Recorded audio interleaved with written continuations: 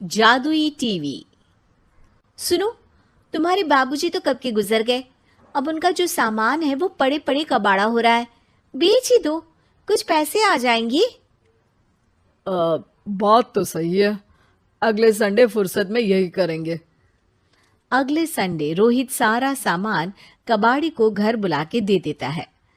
तभी उसकी नजर बाबूजी की पुरानी टीवी पर जाती है, जो इतने सालों तक कूड़े में पड़ी थी, फिर भी चमचमा रही थी।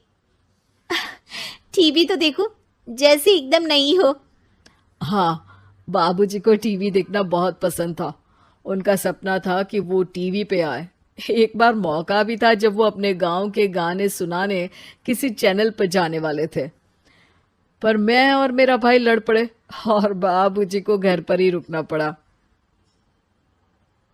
चला के देखें क्या? हाँ हाँ, क्यों नहीं, देख लेते हैं। पर शायद ही चले। बाबूजी ने उस लड़ाई के दिन के बाद टीवी देखना ही छोड़ दिया था। टीवी चालू करने के लिए उसमें केबल वायर लगा दिया जाता है। एक न्यूज चैनल चालू हो जाती है। स्वर्ग की सीढ़ी के रास्ते हैं तीन, तीनों के तीन रास्ते हैं संगीन।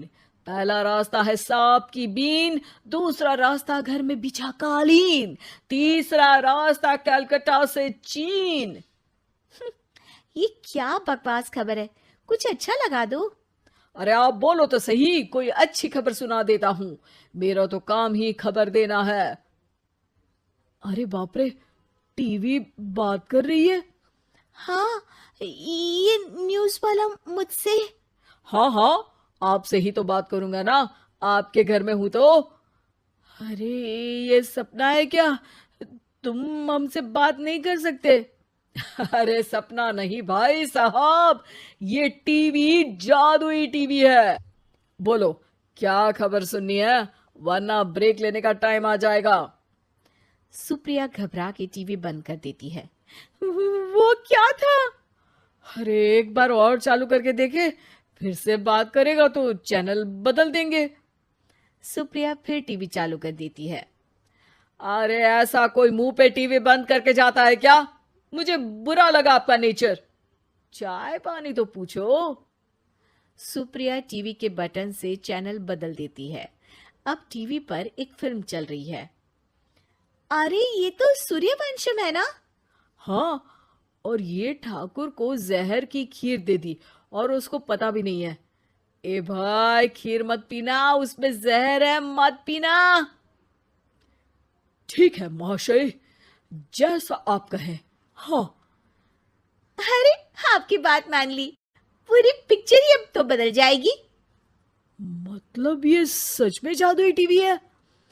तभी वहां कबाड़ी आ जाता है। भैया, टीवी के 150 रुपए दूंगा, चलेगा? अरे 1.5 करोड़ में भी ना दे तुमको ये टीवी हम। अरे 1.5 करोड़ खरीदने को होते तो तुम्हारे घर में ये पानी चाय नहीं पीता, अंबानी या टाटा के घर बैठा कोल्ड कॉफी पीता। रोहित कबाड़ी का हिसाब करके उसे वहां से चलता करता है और अपने भाई शशिकांत को फोन लगा के बुलाता है। शशि थोड़ी ही देर में वहां पहुंच जाता है। क्या हो गया भैया? अरे बाबूजी का टीवी याद है? हाँ हाँ, जिसमें घुसे रहते थे हमेशा वो, और अपने को कुछ नहीं देखने देते थे। अरे वो अब जादुई टीवी बन गया है। भैया, आपकी बकवास करने की आदत अब तक नहीं गई। अरे आपके घर में बच्चे हैं, अब तो बड़ों जैसी बात करो। रोहित जाके टीवी चालू कर देता है। टीवी पर एक जादू का शो हो रहा है जिसमें एक जादूगर है। अब मैं अपनी टोपी में से कबूतर निकालूंगा। श्रिंग ब्रिंग शरिंग बम फोपा फुफी फुफा बाउ। टीवी से कबूतर निकलता है और शशिकांत के सर पर आकर बैठ जाता है। भैया, ये क्या हो रहा है? भैया इसे उड़ाओ। ए कबूतर, जा जा, कबूतर चल निकल। अब मैं टोपी में से सांप सुनते ही शशिकांत कांप जाता है और भाग के टीवी बंद कर देता है। भैया, सॉरी भैया, मैं समझ गया ये सच में जादुई टीवी है, पर एक बार और ट्राई करते हैं। पर भाभी, कोई दूसरा चैनल लगाओ हाँ, जिसमें डर ना लगे। सुप्रिया टीवी चला देती है और न्यूज लगा देती है। अरे कितने दिनों बाद मुझे याद आया, बताइए क्या खबर सुनाओ। और ये नया आदमी कौन है? ये मेरा भाई है शशिकांत। ओह यस, वही है ना जिससे तुम लड़ लिए थे किसी बात पे, और तुम्हारे बुढ़ाओ पिताजी गुस्सा हो गए थे और टीवी को संन्यास दे दिया था। हैं? तुमको कैसे पता ये सब? इस टीवी में रहने वाले आदमी से लेकर कबूतर तक को तुम्हारे बाबूजी और तुम्हारी बातें पता है, इसलिए तो ये जादुई टीवी है। ये टीवी क्या कर सकती है वैसे? तुम जो मांगो दे सकती है, कहानी बदल सकते हो, खबर बदल सकते हो, कोई चीज मांग सकते हो। अरे भैया, ये टीवी मैं लेके जा रहा हूँ। बाबूजी का लाडला तो मैं ही था ना। अरे ऐसे कैसे? मैं बड़ा बेटा था, अब तक मेरे घर में टीवी थी ना। अब तक कहाँ गए थे पिताजी के लाडले? तुम्हारी गलती का एहसास भी है। अरे भैया, ज्यादा ना बोलो वरना भूल गए आपके दांत तोड़ दिए थे मैंने उस लड़ाई में।